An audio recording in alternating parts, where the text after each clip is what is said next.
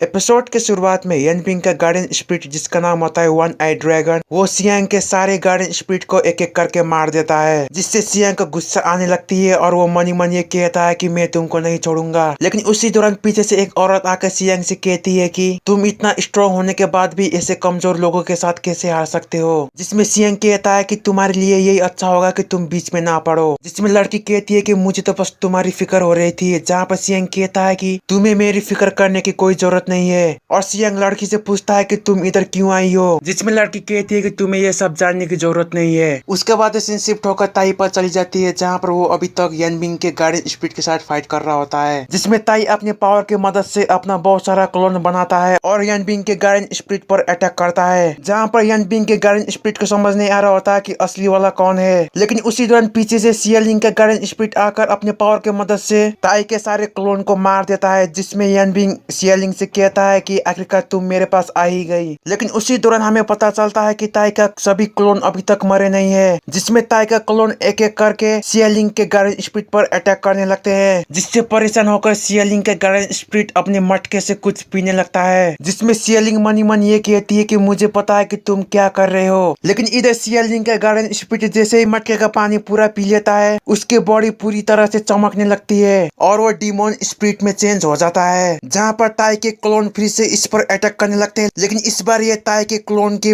Attack को आसानी से डॉज कर रहा होता है और जैसे ही ताई के सारे क्लोन के अटैक खत्म हो जाती है, उसी दौरान सियालिंग का गार्डियन स्पिरिट अपने फुल पावर की मदद से ताई के क्लोन और सियांग के आदमियों पर अटैक करने लगता है और उन लोगों को बुरी तरह मारने लगता है। लेकिन उसी दौरान असली ताई भी बाहर आ जाता है, जहाँ पर सियालिंग के गार्डियन स्पिरिट को ये पता चलता है कि ताई अभी तक एक किसी तरह की पोर्टल में छुप रहा था। जिसमें ताई कहता है कि आखिर तुमने मुझे ढूंढ लिया। लेकिन उसी दौरान सियालिंग का गार्डियन स्पिरिट उड़ते हुए जाकर ताई पर अटैक करने लगता है, जहाँ पर सियालिंग का गार्डियन स्पिरिट उस पर इतनी पावरफुल पंच मारता है जिसकी वजह से ताई जमीन पर गिर जाता है। उसके बाद फिर से सीन शिफ्ट हो जाती है, जहाँ पर यनबिंग का गार्डियन स्पिरिट और सियांग के बचे हुए गार्डियन स्पिरिट के बीच फाइट हो रही होती है, जहाँ पर ये दोनों एक दूसरे पर अपने पावरफुल टेक्निक का इस्तेमाल करके अटैक कर रहे होते हैं। जहाँ पर बीच में सियांग का गार्डियन स्पिरिट यनबिंग के गार्डियन स्पिरिट को कहता है कि तुम भी अपने मास्टर जैसे बहुत कमजोर हो, जिसको सुनने के बाद यनबिंग के गार्डियन स्पिरिट को गुस्सा आ जाता है और वो अपने आग के मदद से सियांग के गार्डियन स्पिरिट पर अटैक कर देता है, जहाँ पर फिर से सियांग का गार्डियन स्पिरिट यनबिंग के गार्डियन स्पिरिट के अटैक को डॉज कर देता है, जहाँ पर फिर से सियांग का गार्डियन स्पिरिट हंसते हुए कहता है कि तुम मुझे कभी भी हरा नहीं पाओगे।